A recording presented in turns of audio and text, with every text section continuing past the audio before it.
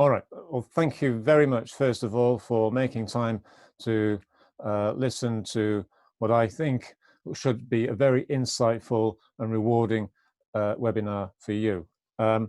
Unlocking the secret to gaining alignment and establishing good politics. So this is what we're going to be speaking about today. So thank you for opening the emails. Thank you for registering. And again, thank you for making time to understand this important topic. So without further ado, let's get straight into it. Now, it's a webinar format, and as a consequence, there's kind of limited interaction, unfortunately. The platform you may be using, Windows, Mac, laptop, tablet, there's some instructions here. BTA News /webinar how-to. So if you were to type that into your browser, it may give you the solution to whatever technical difficulties you may be experiencing at the moment in trying to connect audible, visual, etc., etc. We will be taking questions at the end of the webinar, and the way you can raise those questions is using the Q&A feature of the Zoom browser. Because we're releasing content from the workshops that we do, it's proprietary content, we won't be giving a link for the slides afterwards. So if you find anything particularly useful, take a screenshot, take some notes, pen and paper, or use OneNote or Evernote or whatever you use in your day-to-day lives. Now, notwithstanding any technical hiccups, and it's quite a complicated arrangement, we'll get into the next bit. Now, you probably won't know me. My name is John Baxter. I've been in business now for 4 years, helping organizations and individuals get better at strategic partnering. I've been helping them showcase their expertise to the best of their ability and their talents to make the biggest impact possible. And as a result of that, they can start to enjoy promotions and salary increases that this brings. So today I'm going to reveal something that is fundamental in getting on that track. And it's basically mastering the art of gaining alignment and establishing good politics. So, service delivery managers, developers, architects, project managers, product managers, business analysts of all genres who work in the domain of technology are facing a dilemma. And I speak to many of you via the coaching I do, via the workshops, and you tell me that you're overloaded with work. You have too many requirements to deal with. Meeting requests that are coming out of the calendar like no tomorrow, and you're not able to find the time or make the improvements you would like to plan for the future.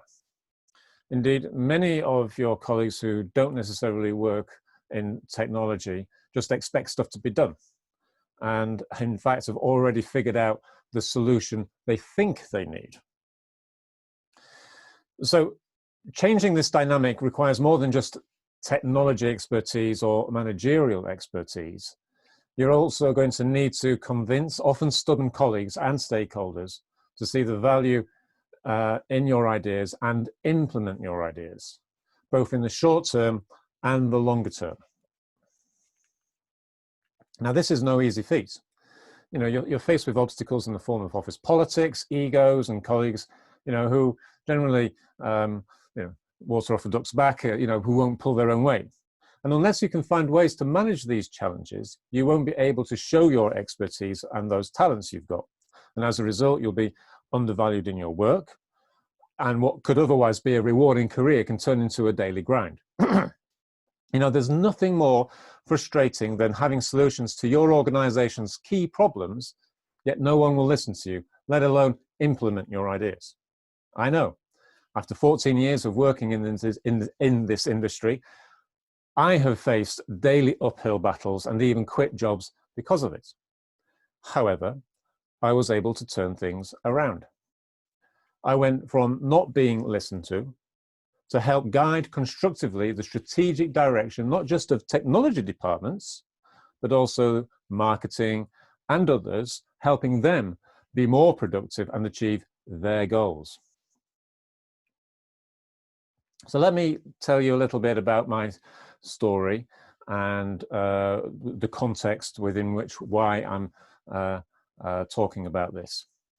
So after leaving the MBA, I did my first full-on technology business liaison role at Johnson & Johnson AccuView. We'd just gone live with a SAP project, and to be fair to say, it's a behemoth of a platform, an application. It transcends all of the business silos, and it has a massive impact on people's productivity whilst you're going through this process. And there were the people at the place where I was working, they were reeling from the impact of it. I think the best analogy I can use is it's like triage in accident and emergency, the sourcing between the dead and the dying.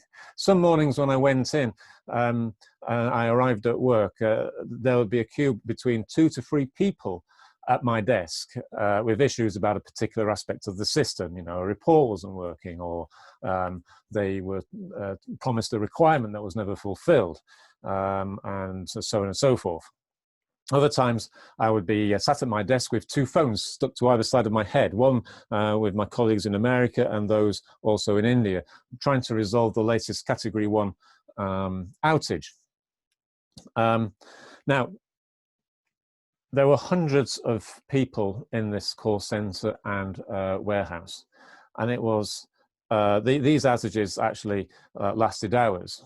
So because it was a distribution depot, so AccuView contact lenses, if you're wearing them, there's a distribution site southwest London, so those contact lenses would have gone through this particular site, and it's there for the whole of Europe. Now, if you've been in the logistics industry, you'll know there's cut-off times when a lorry or a van arrives, and basically they have to meet a certain deadline for transshipment, say to an airplane or into the distribution network into the UK. And the idea is, at that time, the dispatch manager or one of his aides, will be scanning bags and throwing them in the back of the van. Now, if you happen to have an outage right there and then, they can't scan. And that means the opticians who've put in these orders won't get their contact lenses for between, say, 24 to 48 hours. So just because of a 15-minute window, suddenly you've got a 48-hour impact. So there's a lot of stress. And it was me who had to kind of manage those kind of situations and get the system back up and running. What I learned there afterwards may surprise you. Whilst I felt I was doing a good job recruiting consultants to solve the issues, creating projects to clear the backlog, and putting in system metrics to monitor performance, I was missing the point. How to align what the customer wanted and those of the senior leadership. What they wanted was somebody who was actually strategic. It was as if there were 2 languages being spoken. One was the urgency of today, and the other one was the vision of the future. Now, I was firmly stuck in the urgency of today. And yet the executives, they were thinking already 3 years ahead, the customer and market trends, et cetera, they were already starting to have an impact, and we needed to prepare for that. Now, there was other feedback I got as well, that I was too process oriented. And in fact, I had a very blunt style of talking. So if it's not, it's black. If it's not black, it's white.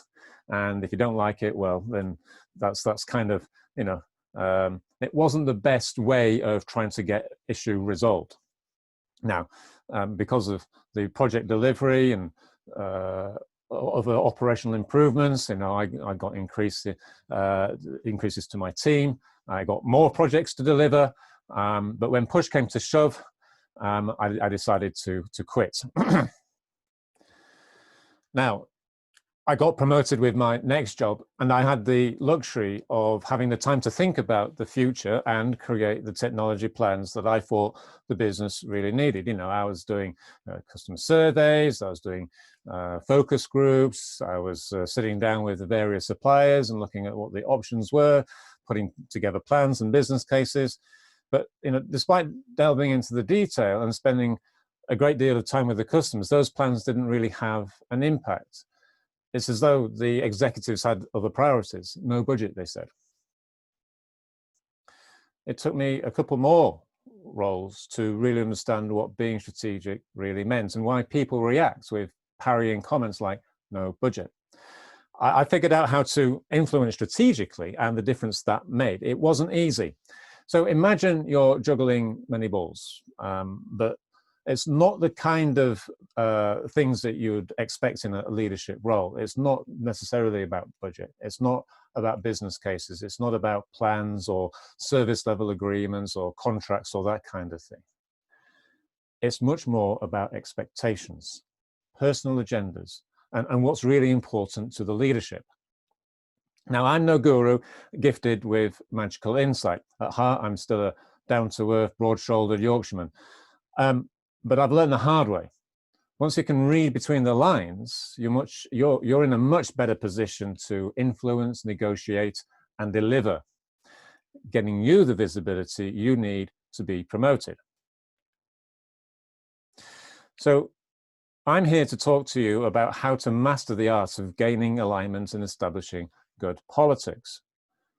I'm going to reveal to you how you can master the art of gaining alignment so you can finally unleash your full potential and grow both your company and your career. I'll show you the real driver of politics, and if not addressed, how to create a fertile ground from which bad politics can grow if it's not addressed. I'll introduce a simple technique that helps you sow the seeds of good politics. And then finally, I'll provide you with a free resource, normally only given to attendees at my live events, which helps you establish the foundations of good politics with people who are key to your career progression. So, you're about to discover information which will save you years of trial and error and help you achieve your career goals and put you in the proactive space. This is why I'm talking to you today. I'm on a mission to help you fast-track your career, to help you achieve your career goals and put you in that proactive space. I'm here to give you back the experience I have so you can avoid making the same mistakes. Why play the game when you can change the rules? However, not only am I going to reveal how you can do this, stay to the end to find out about a special opportunity to be part of something big and have a direct contribution towards its success. This is something I've been developing and testing for about 5 years, gradually creating more and more interest, building momentum with customers and associates and partners. And you have a unique opportunity at this time to take, and this is the only time I'm going to be making such an offer. What you're about to discover today is just part of a powerful relationship model you can use not only to gain alignment and establish good politics, but to build rapport and influence, to persuade key decision makers in your organization, all of which means you can manage your relationship in a way which will support your short-term and long-term goals. Now, because at the end of the day, it's relationships and how you manage them which are the driving force of your career progression. This model is called VITA, and collectively they form the relationship management course, and from which you can develop the skills that find you the personal power that will help you break free from the lack of trust, gain credibility, and because of it, you can help influence and shape how your organization meets the long-term challenges and make an impact. Now, I'll reveal more about this model a bit later, but let's get started on alignment and good politics. So, question. What universal quality can we use to measure the strength of our relationships? Now, I'm not expecting you to kind of write it in the Q&A box or anything like that. It's just a moment of reflection.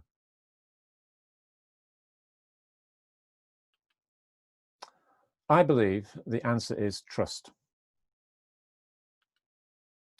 Trust is the measure of relationship strength. It can work for you as well as against you. So it's kind of like a positive energy and a negative energy. You're either trusted or untrusted. People will avoid you or want to be with you, right? As a consequence of this. Now, I've been inspired by a book written by David Meister, who wrote The Trusted Advisor.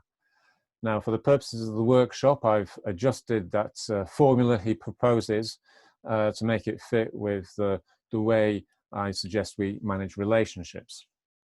Now, the basic tenets are the same. Trust is a function of credibility, empathy, and ego. Now, the mathematicians amongst us, the scientists, may be tempted to use it as a numerical equation. Don't. Even though it's presented as such, it's basically to help you articulate your intuition. Yeah.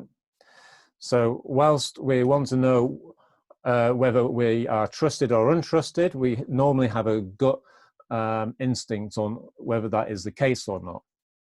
And what we need to understand is why. And this equation helps us understand why there is trust or lack of it, you see.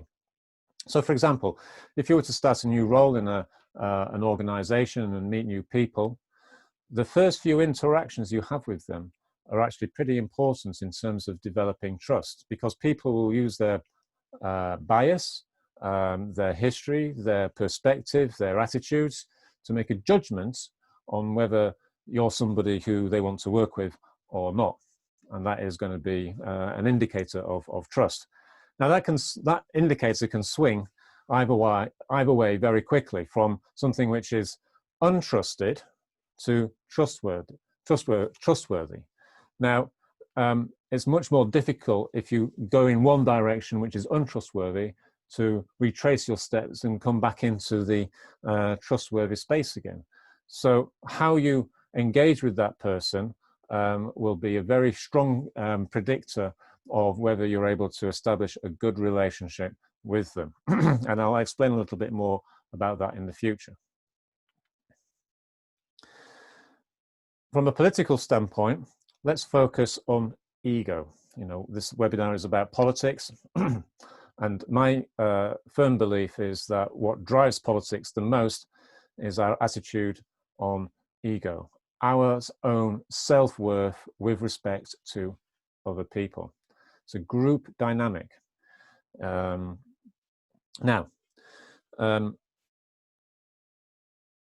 if we understand a person's ego, we can understand their personal agenda. And if we understand their personal agenda, we can get their hook. And that hook is the most important thing in trying to identify what's important for them, right? So there may be expectations, values, attitudes, ways of thinking that combine to put together this persona or self-esteem of a person. And so imagine, let's say you want to join a running club. Yeah. Now, perhaps you want to join because you've decided that you want to lose weight after the Christmas binge, right? So you put on a bit of weight, you want to go and join a club which is going to provide you with the motivation and the rigor to actually lose some weight and get fitter, right? Very admirable. Perhaps you're a person who's already a very accomplished runner. Perhaps you've got some best times in terms of marathons, and you've won quite a few competitions, and you're wanting to find a club which has got prestige, so you can be part of this group and add to your own credentials, so to speak, by participating in this club, right? Two very different motivations, and also two very different kind of outcomes depending on the club. Now, imagine then if the club is a very prestigious club. Prestigious for what? Maybe it is winning competitions. So obviously the guy who is the accomplished runner is going to find more of a home in that club than, say, the guy who's trying to lose weight. On the other hand, if the club is a very welcoming, warm, accepting environment and is there to better the person, so to speak, and one way of doing that is through running, then guess what? You know, the guy who's trying to lose weight will probably find more of a welcome there. So you can see the interplay between the person who's wanting to join the club and the club, depending on what they're wanting and whether their needs are going to be fulfilled. And those needs form a lot of what our self-esteem is. Our self-esteem needs are not going to be fulfilled if I'm the accomplished runner by going to, say, a club which is very warm and welcoming. It may well be, but you know, there needs to be an angle from which he can develop his own credentials.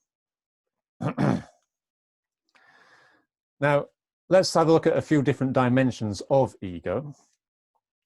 So it's kind of like drawing down on a bank balance, so to speak. And if you have got the opportunity to have a voice, gain respect, for example, you'll be in a position where you're getting that from somebody else. People are prepared to listen to you. People will give you acknowledgement for your achievements, right?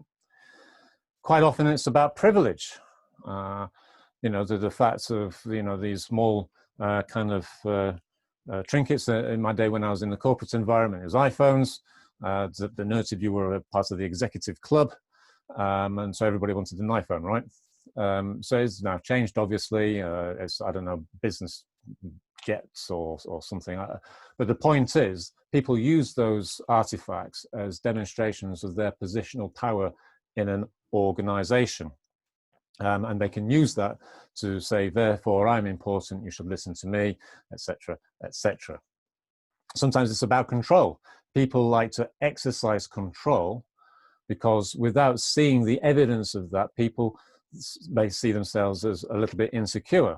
They need to exercise that control to validate their position of authority or being more superior. Perhaps it's all about popularity and being loved. Perhaps their needs are such that they want to be the center of attention the whole time. Alternatively, the same thing, ego, may express itself in, say, long-term tenure of role. They like being in the same place, they're comfortable being in the organization, they feel safe, they want security as something which is very important. And when they're in this safe place, they feel open to express themselves, their inner thoughts. But if it's a competitive environment, they're going to obviously close down and not reveal what they're thinking for fear that it may undermine them in the future. Now, I'm fully aware, being in a webinar format, me speaking to you like this, you know, it's a bit weird, and I'm fully aware of the paradox and the irony in me talking about this in this format. And but in terms of digital transformation, you know, rather than sort of talking on a street corner or being in the bar with friends and whatever, this is a medium which actually works in terms of helping communicate what I believe can help other people. Anyway, so we can measure ego as well, not in a mathematical sense, but really just to understand the dimension of it. So once we've understand the kind of the attributes of ego, it's like, well, how strong is it? Or against, and it's got a positive and a negative direction, I believe. So you're either wanting to contribute to the shared outcomes of the group, or at the expense of your own time, or you're wanting to gain your own personal benefit at the expense of the group, which is a negative thing. So you see, you can sway from one side to the next very easily. You're either humble and confident, but yet able to assert your opinion, and acknowledging maybe the risk involved, but it's there to benefit the rest of the group. You may have an opinion about how something should be done, and maybe it's a security policy or something like that, but it's in the best interests of the organization you're working for example. Or maybe you're putting in a policy to give you less work, right? For example. So the rationale and the motivation behind why things are happening is very important to understand, and is an expression of ego. So imagine a situation. You've got the accomplished runner and the person who's wanting to lose weight, and they join the same club.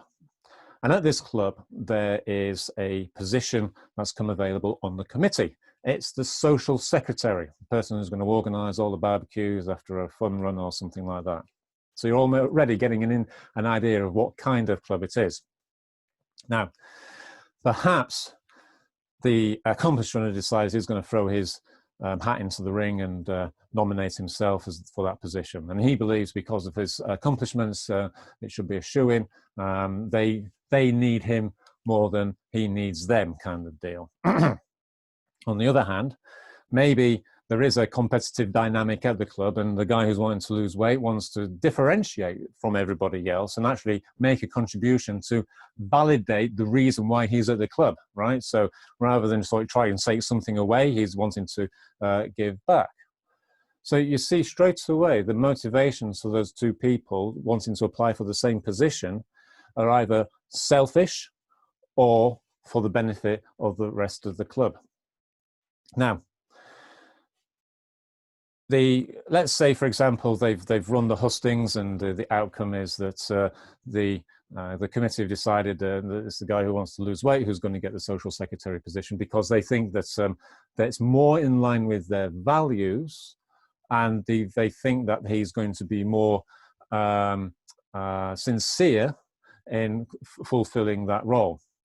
Now, maybe there's a position for the prestigious runner in, say, training the under-19s or whatever, and so that they can perform better, you see. So maybe they're quite an enlightened committee in terms of playing to the strengths. So quite a fair, reasonable assessment of the situation there. Problem is that in many organizations, it's not the case. There's personal agendas that are taking place. So imagine the scenario where in the middle of the hustings, there's not a very good rapport between, say, the prestigious runner and the person who wants to lose weight. They're aiming for the same position. They may look at each other and think, well, you don't deserve that position, Mr. Overweight person, because you're obviously not a very good runner. And this is a running club, which is a logical argument, but maybe missing the point. Whereas on the other hand, the guy who's losing weight may be jealous of the prestigious runner and may feel somewhat undermined by this person, or not being able to justify themselves based on whatever is viewed as important in that club. So they may not be okay with each other, right? And the point is, with politics and with people, in order to have a good environment of trust, people need to be okay with each other, right? So as soon as one person isn't okay with the other person, there needs to be a conversation. They need to sort of get behind the scenes and understand what the motivation and what the agenda is, to help understand why there's being avoidance, why there's kind of snarky comments, why there's, the sort of the passive aggressive kind of conversations that are taking place in the workplace, you see. So because there's a lack of trust, there's a gap, because there's people who aren't okay with each other. The IT department or the technology department don't trust marketing, because of the way they work. They're always presenting stuff right at the last minute. They're chaotic. There's no standardized process, and they're always doing stuff without asking our opinion. Which are fair, reasonable points. But on the other hand, the perspective from marketing is, oh, well, these guys are so slow, they can't get anything done in time. We're working at a fast pace. We have to meet customer requirements in a very quick way. They don't just understand the way we work and how creative processes work. Now, both are right. They're different perspectives, and the challenge is to understand how you can find the shared common values and outcomes and work together, you see, because when you start to bring the strengths of both parties together, you get magic. Rather than trying to knock each other down based on what they don't do because it's important from your perspective, you actually have to work together and blend your strengths to get a much better positive outcome. And it does work, you see, but it's difficult. So getting into that I'm okay, you're okay space is where we need to be. But most of the time we don't get there. And as a consequence, bad politics can happen. The fundamental point about this, you are part of this issue. You have got to change your mindset and attitude towards other people in order for you to get into the green space. Then it's working with them so that they can get into the green space as well. So it's not all about them and what they're not doing. It's all about you and how you change your way of working. So politics is the marshalling of people's personal agenda to seek consensus or not. Maybe they're going to be competing. So like in the previous example with marketing and IT, the technology function at loggerheads, that's competition. They're not getting consensus, they're not working together and playing to their strengths. It's seeking power. So these power plays start to take place, you know, where, right, okay, they're obviously not going to listen to us, so we'll try and find ways to put some form of governance in so that when they try and sneak behind us, we can catch them out, catch them in the act and prove that they're rubbish, right? Bad politics is manipulating people's fear or greed to force our agenda. What is our agenda? What are we trying to achieve here? Leveraging whatever positional power, personal power, information power to get what you want out of them, right?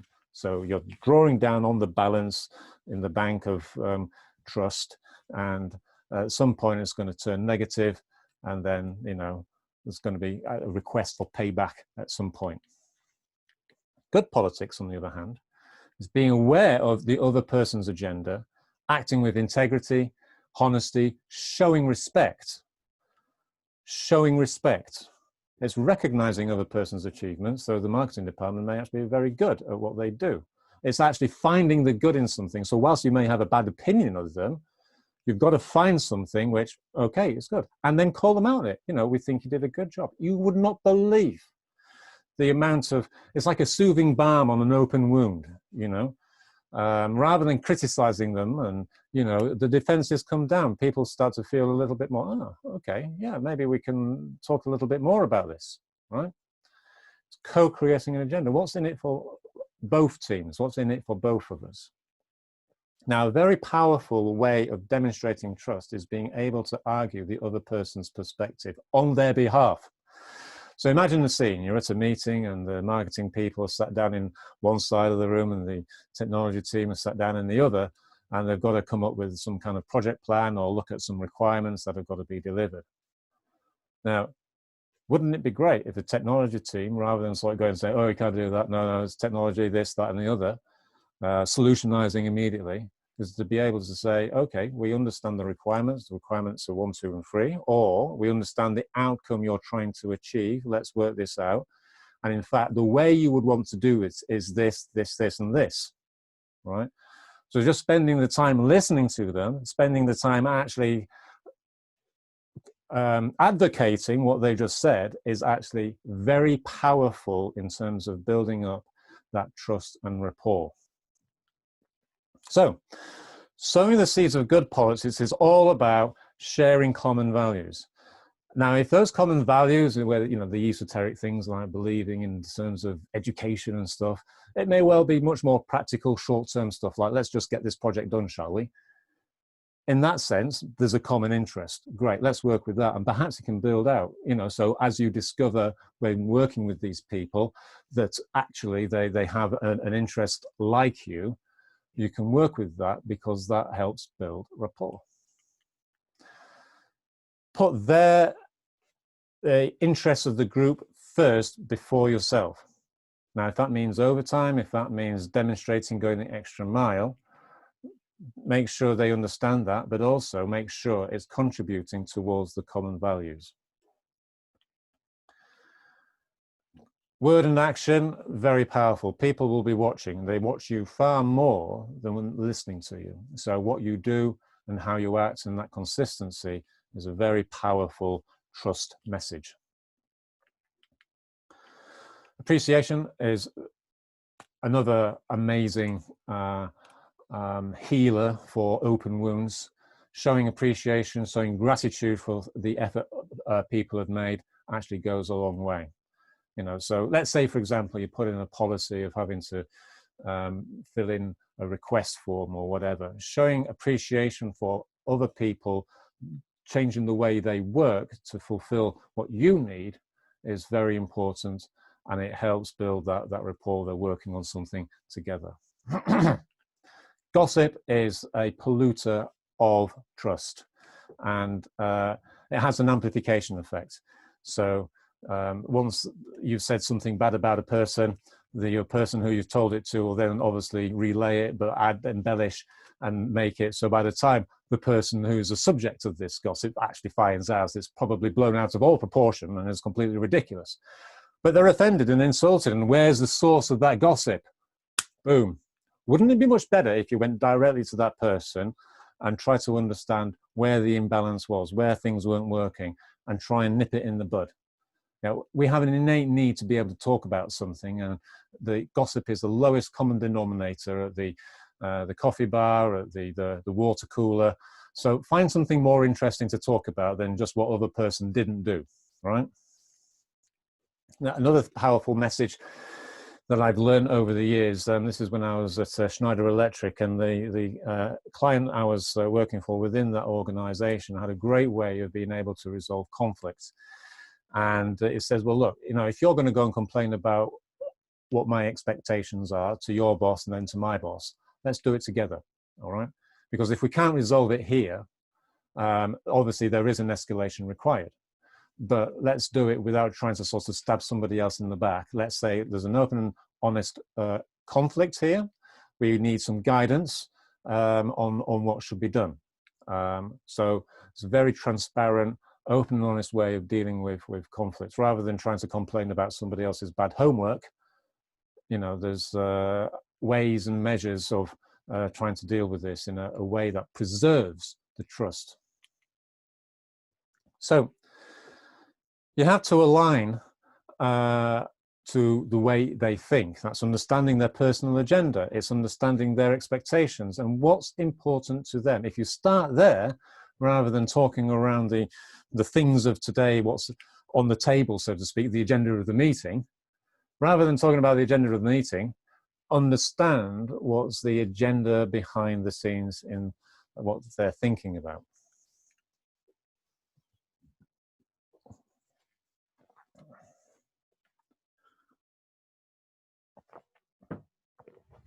So managing relationships is about managing expectations.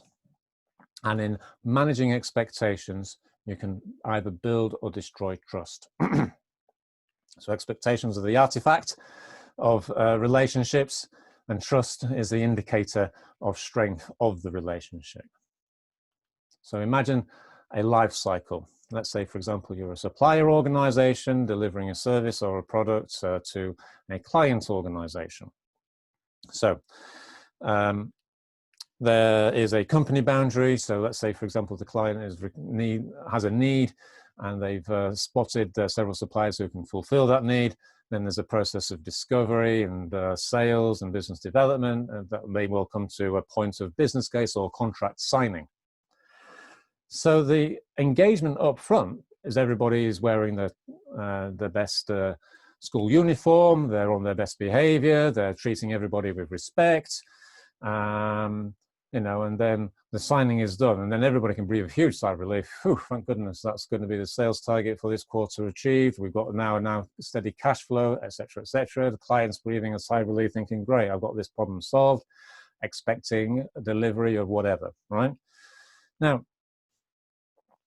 what happens in reality is that everybody takes a sigh of relief. Salesman passes over to the customer success manager or the relationship manager, and then says, "Okay, over to you." And then we decide, find out what's actually being sold and where the gap is, and where the amount of money is, etc., etc. And it may be that the finance director comes in and says, we've got to sort of make sure we retain margin. That means we've got to cut costs. That means that we can't have 2 people working on this account. It's going to be 1.5, etc., etc. So what happens is you start to get an expectations gap. Now, interestingly, these expectations may well have been defined in the contract, and it may well be a shortfall in the contract's fulfillment. Then it's easy to diagnose. Quite often, though, the way the contract is conducted is as equally important as to whether the client views that supplier with any kudos. So those expectations are not necessarily formalized, and even if they were, they're not necessarily written in an SLA or reported back. So managing the expectations gap is basically, the starting point is understanding that it is one. Let's assume that in every relationship we have, every interaction with somebody who is important to us is going to have a set of expectations. And let's assume that there is a gap already. We are expecting something different from what they're expecting. And perhaps we're not being transparent about it. And perhaps we've not even had the conversation. So imagine you've got your bonus, you know, you've won the contract, you've got the bonus, and now you want to sort of put in that home cinema you've dreamed about for a past year. You put up some builders to do the job, and they pretty much understand what a home cinema is. They've done it many times. You can see the Trust pilot ratings and all the rest of it. So sign up, great. Deliver me a home cinema in 3 months. Now, that could be the end of the conversation, right? And in 3 months' time, maybe like a grand design reveal, say, well, look what we prepared for you. Isn't it wonderful? And then you as a customer, where we are not having any kind of interaction in between sounds, will be going, oh my goodness, I didn't mean it like that. I wanted it like this. Or what have you done? The point is, there needs to be a continuous engagement to make sure that there is alignment in terms of the expectations that people are wanting, right?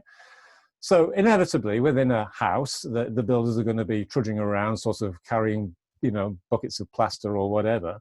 So you're going to be stepping over their toes an awful lot, and it's going to be inevitable. You're going to have to talk to them.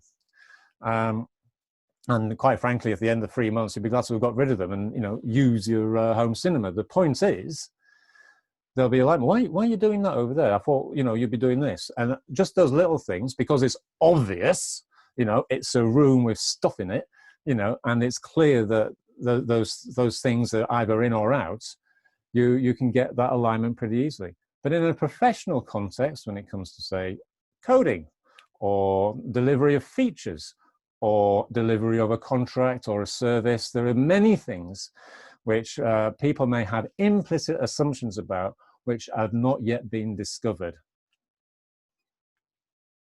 So closing the expectation gap is by continuously improving on those expectations which have been defined. We're assuming that there is an expectations gap, and we need to discover what it is. We need to do some continuous improvement to finally close that expectations gap. And continuous improvement is kind of based pretty much on the plan, do, review. We understand where the gap is. We understand what we need to do to close it. We then close it, right? Now, there's a whole bunch of techniques I'm not going to go into, you know, like lean process engineering, you know, sort of value engineering, and all sorts of different continuous improvement techniques. And that's another course for another day. The point is, in managing a relationship, you need to demonstrate progress. in terms of closing the expectations gap. So a few tips on what we do in order to get this closure. We're here to actually manage expectations on a long-term basis. It's not as if we're doing a hit and run, we're just trying to get something in and out straight away, and you know, we don't care about the state of the relationship afterwards. The relationship is fundamental to our success. It's an ongoing thing which requires nurturing. Now, we understand that implicit expectations need to be expressed. Otherwise, you have already the seeds of derailing going on, the seeds of your trust destruction already embedded in the relationship. Demonstrating value. I've had lots of conversations about what is value. Well, it's very simple. It's what's important to the person who you're providing a service to. If you're not doing it, it's not valuable and you're not giving value. Now, if, say, for example, you both want to be able to have this service fulfilled, then you need to demonstrate in getting from where you were in terms of the agreed context and where you want to be in the future. So progress is valuable, all right? So you can measure the strength of the relationship in trust, yes, in terms of gut intuition, but also in terms of progress. How have we made progress in terms of fulfilling the expectations? So plan, do, review. Where are we today? What do we need to do in the future? What's the activity? Are we doing it? And I've mentioned before, there's two aspects to the expectations. It's how we conduct ourselves with our collaborators and what is the outcome of that activity, that collaboration. And so the how, the conduct of our relationship is much more about behaviors, attitudes, and characteristics. With engagement, it's two-way. A supplier needs things from the customer needs things from the supplier. They need to be expressed. It's not that we just have to sort of kowtow and pay homage to the supplier with customer with all powerful requirements, and they have to be delivered come what may. There needs to be an attitude of partnership, of equality, really, of peer acceptance. It's both being on the same page. We're both okay with each other. So this customer-supplier dynamic is actually sometimes quite unhelpful because there's a set of implicit expectations behind that saying, I'm the customer, therefore you'll do what I do. That needs to be discussed, put on the agenda when we're having this conversation about expectations in relationships. So how do we manage these expectations? Well, you come up with a list of them, really. And here is something I prepared earlier. And you're going to tell me it's an Excel spreadsheet. Yes, it is an Excel spreadsheet. I'm sorry. If you want to create an app, fill your boots, but we need a list, however you construct it. And there are certain dimensions to this list you need to consider in order to manage expectations effectively. So I'm not going to go through all of them. You can now download it. So you go to https://bta.news/fit, right?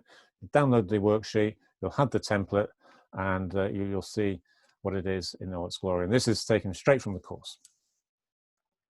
Now, open and honest communication, it's being transparent. Let's say, for example, there's a conflict, so people don't agree. Open and transparency, like we were saying before, is we together try and resolve it. If we can't, we then seek a senior authority together so that we can get that alignment. That's a relationship conduct, right? That's the R, the aspect here. Let me just bring on the mouse. There we go, the relationship. A deliverable may well be something quite simple, like, migrate the productivity suite to Office 365. That's still a thing, right? Or maybe use Slack, deliver Slack. Now, you get the idea. So one thing is the outcome of the collaboration. The other thing is the manner in which it's conducted. Who is going to be responsible for it? So it could be everybody implicated. It could be a team. It could be the people who represent the teams. It could be the service owner, which may be different. Now, the priority. Now, these are great for actually time boxing. So, Moscow, people in the technology space will know what this is. So, must, should, and could, right? So, must, we've got to do now. It's obviously on the agenda. We've got to get that out of the way first. Should, you know, in the near term, that'll be the next thing we should do after we've got the must out of the way. And could, you know, that would be brilliant if we could consider that in the longer term future way. So, it'd be great if you could do that. But there's an inevitable inherent priority with let's do the musts first. And you see each of these expectations have got that quality associated. Scope is massively important and has to be agreed with all the parties. So whoever's on the hook for contributing to this needs to be saying, yeah, I'm up for this. And then finally, what is the status? Are we on it? Yes, no. Is it a work in progress, or is it not applicable in this particular aspect? Now, on the same template, you'll have a key, which kind of gives you a reminder of where we are with it. Great, fine. The beauty of this is you can start to track progress, right? So let's say you've had a conversation in Q1, and the number of expectations are in scope are 11. Of which 5 have been fulfilled. So 5 over 11, 45%. Now, let's say, for example, in Q1, getting my Q courses mixed up, it was 38%. So we've looked at what things should be done first, highest priority. We've got what's in scope, and then we need to demonstrate progress over time. And look, we've actually made a positive gain. If you want to go the extra distance, you can actually graph it. You know, you've got an SLA, brilliant. You know, so those people, the service junkies amongst us, will want to demonstrate, you know, green versus red. You know, must, should, and could. What are the number of expectations? Look, we've got a trend upwards. You know, is this still in scope? Is there an issue here? How's progress on what's being fulfilled? You know, so we want to see the more of the blue, really. So we now, when we have say a quarterly review, have something to talk about rather than just, you know, a set of standard SLA agreements that demonstrate the deliverables of the contracts, but also the conduct of the relationship. Are we closing the gap? Are the number of expectations increasing? Where do we need to revisit? Can we get a focus group on those things which are particularly hard to sort of crack open? You know, do we need to get more executive sponsorship? That kind of thing on these particular aspects. So an example is Daniela.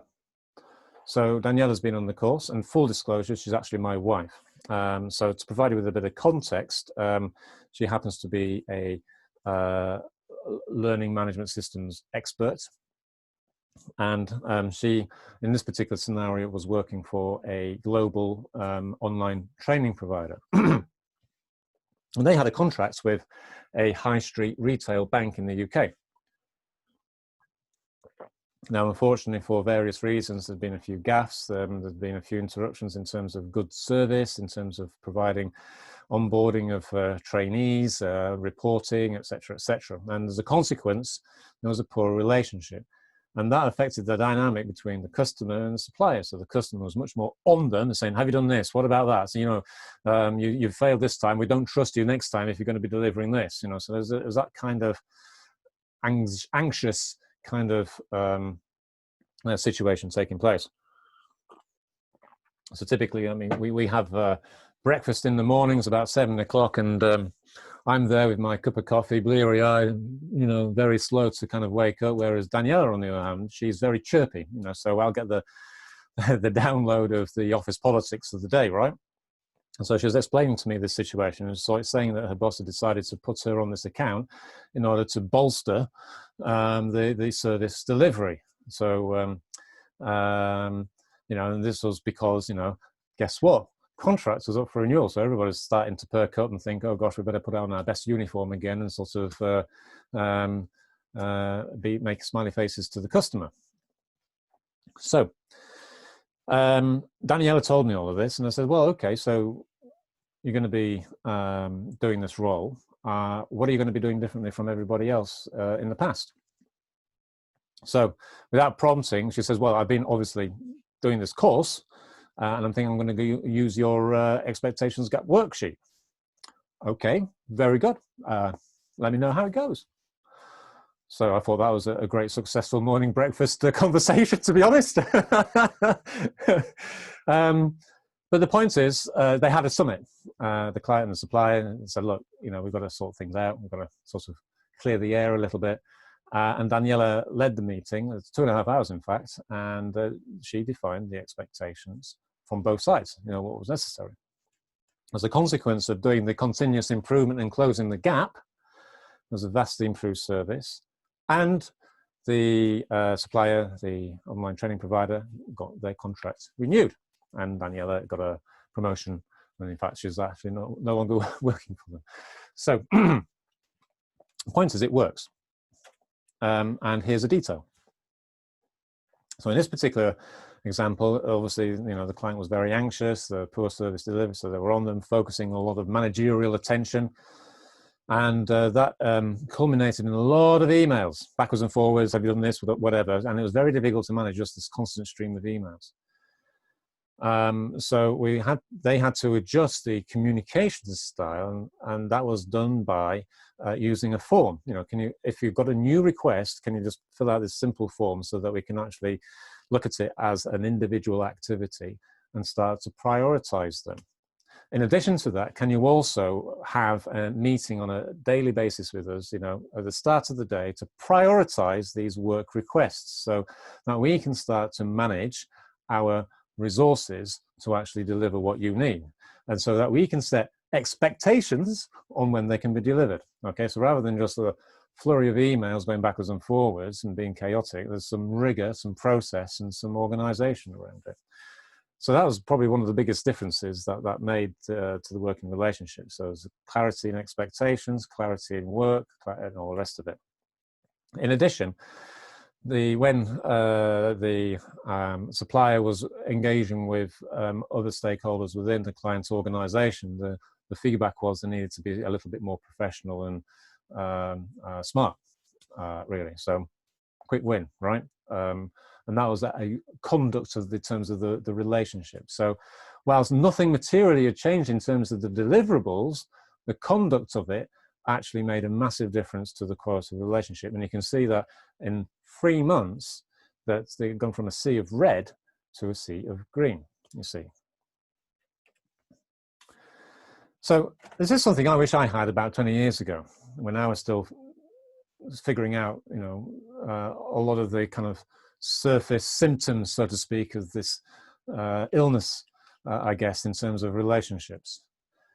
The expectations gap worksheet just forms part of this VITAR model. And in fact, is quite easy to kind of distribute in a webinar like this, because it's a standalone piece and you can get immediate benefits from it. But this workshop typically lasts a day if you were to kind of come along to a custom corporate event. And in fact, we build up on each of these different stages so that the activities at the end form the aha moment on how to kind of manage your stakeholders in a coordinated way. So you'll need, a value proposition to help people understand how you contribute to the organization. You'll need to understand the influence aspects and principles, which we haven't necessarily discussed here in terms of behavior and communication style, to help your colleagues appreciate your value proposition. And inevitably, you'll need to build trust so that you can influence those people, right? And then obviously you'll need to check in with them, make sure you're on the same page, quite literally, and make sure that you're aligned in terms of values, outcomes, context, and approach. I approach something as simple as, are we outsourcing this? Are we insourcing this? Are we recruiting that person? Or what is the process, et cetera, et cetera. Values, again, what's important? Is it customer first, or is it kind of dividend shareholder return first? That kind of thing. So this model is a step-by-step guide to showcasing your expertise and talents, and that can really make a difference at work. So let's take a look at a couple of client success stories. So Roger was one of my clients a couple of years ago now, and he wanted to shift his organization perspective from last minute thinking to longer term planning. So Roger, he was an account manager effectively for an internal part of a very large global pharmaceutical. And he basically followed the principles we mentioned in our training, and he was able to apply them to influence the conversation really on key business outcomes. So rather than them coming along with, say, technology-focused solutions, he was able to say, well, why do you need it? You know, help me understand what's the problem we're trying to solve. You know, are there other ways of doing it, et cetera, et cetera. And as a consequence of that, we were able to align the activities that technology were going to do to the business outcomes. And that meant that whatever went in was actually more scalable, right? So as a consequence of that, and seeing the difference, you know, the quality of the relationships that Roger had with his peers was massively improved. So they came to him, instead of just like demanding stuff, they actually said, well, what would you do? How do you see this? As a consequence of this, more respect. So he actually got promoted, and in fact, he's now working for a different organization.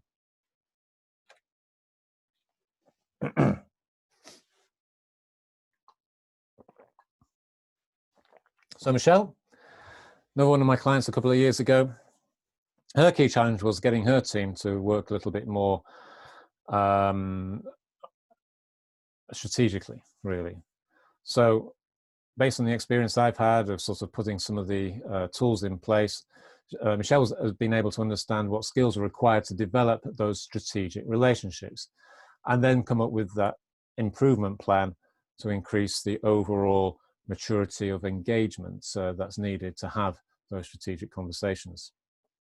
So there was a consistent approach between her team members, because quite often we all go off in our different ways and do things differently. And there was a clear improvement plan. As a consequence of that, both she and the team and the broader technology function had increased credibility. She's still working for the organization. I spoke to her a few weeks ago, and she's coming on great. And it's brilliant to see the progress she's made based on some of these fundamental relationship principles.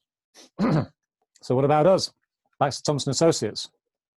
So over the past 4 years, I've been slowly building the business, the reputation, and the thought leadership, so that we now have a unique learning experience that is now packaged in our offering. You know, we've had 6 nationwide forums, 20 public workshops, 60 European corporate clients, 300 course attendees, and now 10 partners. So we're growing.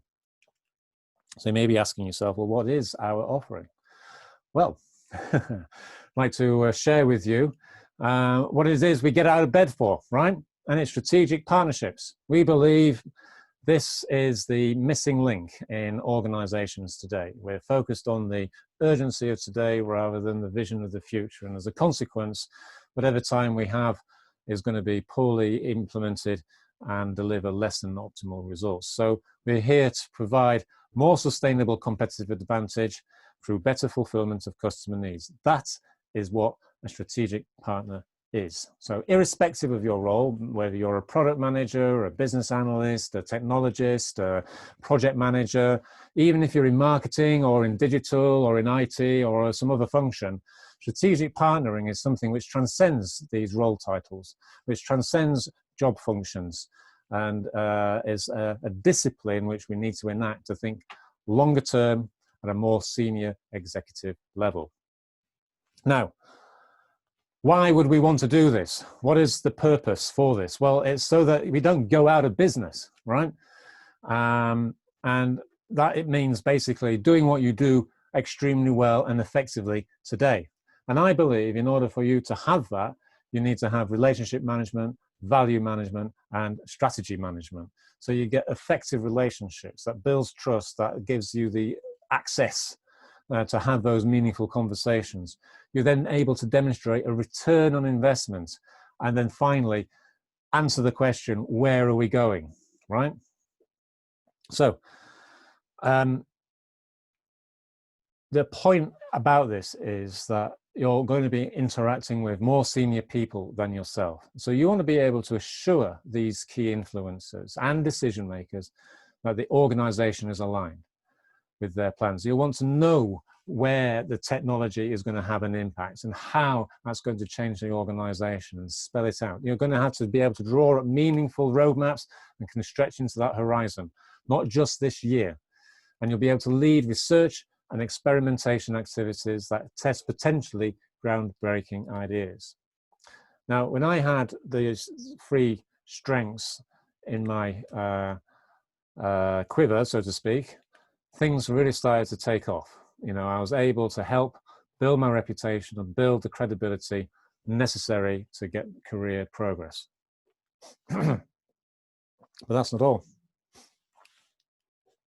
Excuse me.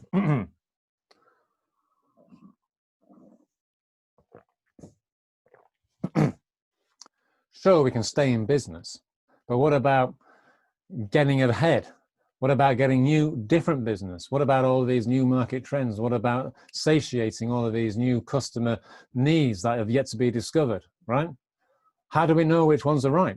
With portfolio management, you will be empowered to give executives and influencers effective decision-making processes with robust information to make the right one based on risk and reward.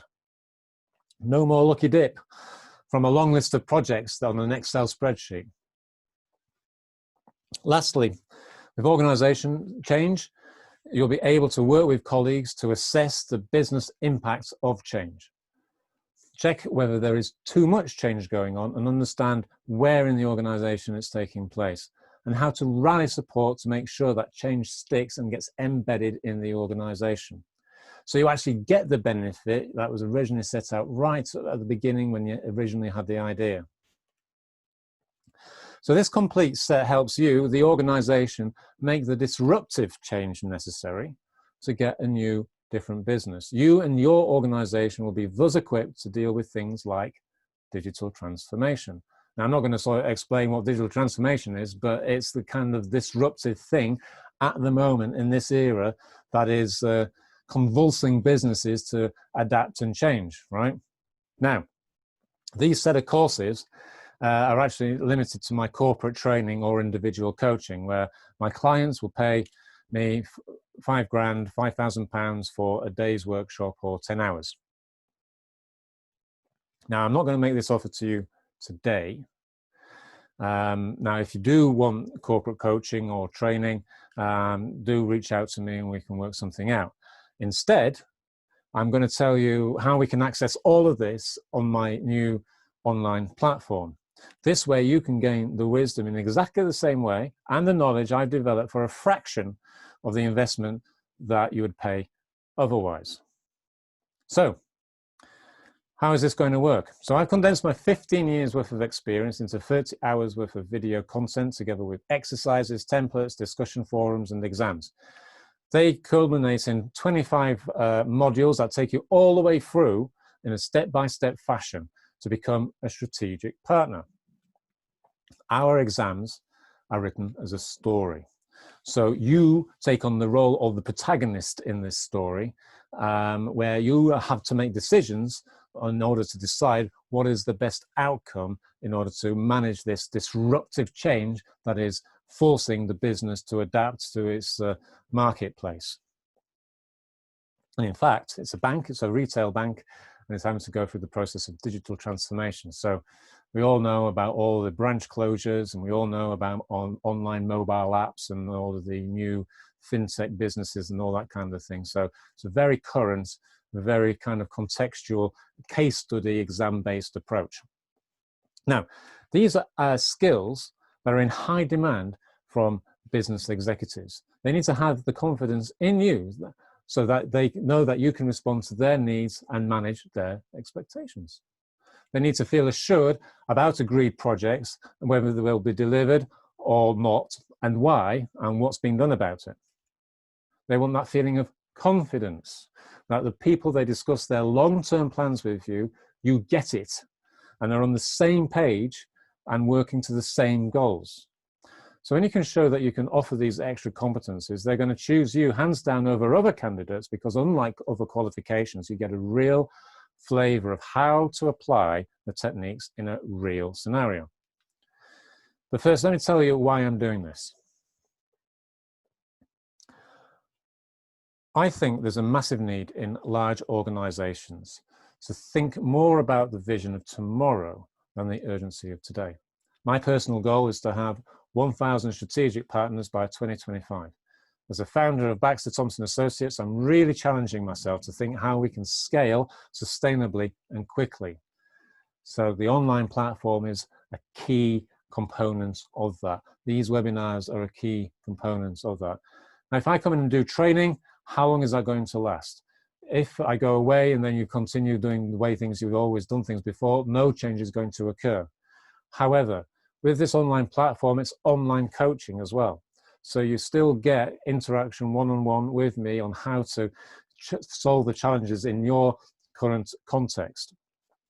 So you have the opportunity for a much longer lasting impact. And this is where you can be part of the founding group, which can influence the actual outcome of how we roll this out. So think about this. Have you ever been passed over for promotion? Have you had to move jobs simply because things didn't work out? I'll be honest with you, I have. Deep down, if we're honest, I think we've all had those moments as well. You know, we find it easy to try and rationalize this and explain it away by saying, well, you know, the situation was complex, you know, I had enough there. It was politics, right? Bad politics. But what's the cost of that move? Did you have to relocate? How much time did you have to spend looking for another job? And indeed, how much time did the company have to find, say, a replacement or go through a reorganization and engage recruiters to go and find a new role? It's a lot of money, right? It's a lot of time. It's a lot of hassle. How much better would it be for you and the organization to increase the length of stay in that place, right? Let's get real. If we get to have a handle on the politics and understand the expectations, the agenda, and what motivates people, how valuable would that be? Getting promotions and staying at work with a company is a win-win all around. Now, my personal coaching is easily worth 5K for 10 hours. That's the value of it. That's the pricing of it vis-a-vis all the activities that's going on in my world. Now, you get, because of that, a tenure in role. The ability to position yourself based on credibility and demonstrate the value of your contribution. And this is where my special offer comes in. Access to the online academy, access to free online courses, the ability to get a certificate as a consequence of doing the exams to demonstrate your knowledge in this area and to demonstrate you've gone through the exercises. Each of these online courses costs about £497 to take. This means you get the total cost of the course for £1,491, yeah, to get the certificate. Now, the course is exactly the same as my in-person workshops and corporate seminars, and you'll still get the coaching via webinar. Plus, you'll get an online forum as well, where we can share your questions and answers and experiences, and then the exam as well, which is experiential, case study, scenario-based. However, I want to ensure that I'm delivering the best quality possible, which is why I've decided to beta test the online nature of the courses first. Now, I ran a beta test last year for the relationship management. That went well. There's a whole bunch of changes that came back. We've incorporated those, so even better experience for you today. With this in mind, I'd like to invite you to take all courses, first the relationship, then the value, and then the strategy. But to cover the cost of the relationship management course, the rest are free. So instead of paying £1,491, you'll be taking all free for £497. And to thank you for being on my list, email list, and attending this webinar, I'm going to go one step further. When you sign up today, I'll pay your VAT. You can get 20% off, which means you'll get all free courses for only £397. This is the only time I'm going to be making this offer. After it's been beta tested, each course is going to be paid for. So in future, you'll have to pay the full £1,491 to take the course and get the certificate. Now, recognizing there's a bit of risk on your part, cash in terms of training, personal guarantee. Do the course, attend the group coaching, practice the techniques, use the templates, see the difference in 90 days, or your money back. Be confident about growing your career and your income. Dedicate between 1 to 2 hours a week, which is what it is. Each course is a 3-month subscription, but if it's not for you, and you've tried your best, your money back. If after 30 days you haven't been able to access the resources, or for whatever reason it's not for you, your money back anyway, no questions asked. So I think you'll agree this is a good offer. I'm very passionate about this, as you can tell. I've witnessed the difference it's made in my own career, and I've seen how it's transformed my past student careers also. So if everything sounds good for you, let's make it happen. Click on the link you see on the screen now. It's bta.news, /K5X, and then there's a coupon code you need to apply at the checkout, 20% SDBP Beta 1, fairly obvious really. Now, it's a time-limited offer, so you've got to do it today to get the best discount. Tomorrow is too late. So you get, instead of the custom corporate workshop, 15 grand if you're to do it individually, or it's not a per seat basis, it's time basis. So if you were to get as many of your colleagues in a workshop together, I'll still do it, but it's for 15 grand for those 3 courses. Instead of £1,491 for the online, you've now got the fantastic opportunity of doing all 3 just for under £500. And if you do it today, you get an even bigger discount. Some final thoughts. Training is valuable. Practice is priceless. Quite often people go on training courses and they don't change the way they work. The value, the benefit is actually changing the way you work as a consequence of that training. And that's the difficult bit. It's going beyond your comfort zone and experimenting and taking on a little bit of risk. And I'm a firm believer in that. I'm testimony to that. And I still, despite the role I'm in today, still push myself to beyond the boundaries, So I train, as an example, podcasts, white papers, other training courses. I typically spend £5 grand a year. Yes, I do, £5 grand a year on training specific to the needs I have in building and growing an organization. I spend an average of 5 hours a week doing exactly that: podcasts, white papers, experimenting with different techniques, often working with clients and associates to see what's useful or not. Each course, just to write, not research and develop, each course just to write has taken 250 hours. So you get hard-won lessons from 15 years worth of experience, which you can pick up for 1/10 of that, 25 hours versus 250 hours, and for 1/10 of the cost. And today, you get it for 1/30. Yeah.